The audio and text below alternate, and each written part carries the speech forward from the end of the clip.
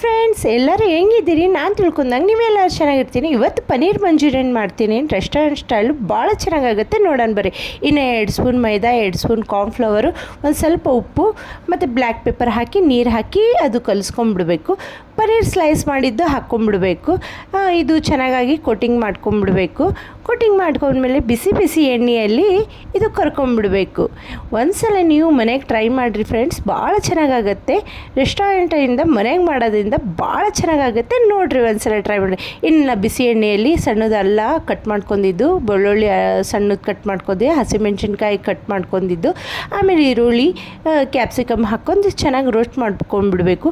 ಆಮೇಲೆ tomato sauce, black sauce ಮತ್ತು vinegar ಹಾಕಿ ಚೆನ್ನಾಗಿ ರೋಸ್ಟ್ ಮಾಡ್ಕೊಂಡು, ಮತ್ತು ಬ್ಲ್ಯಾಕ್ ಪೆಪ್ಪರು, ಉಪ್ಪು ಹಾಕೊಂಡು ನೀರು ಹಾಕ್ಕೊಂಡ್ಬಿಡ್ಬೇಕು.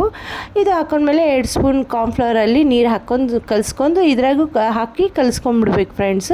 ಗಟ್ಟಿಯಾಗಿ ಚೆನ್ನಾಗಾಗಿ ಸ್ಮೂತಾಗಿ ಚೆನ್ನಾಗಾಗುತ್ತೆ.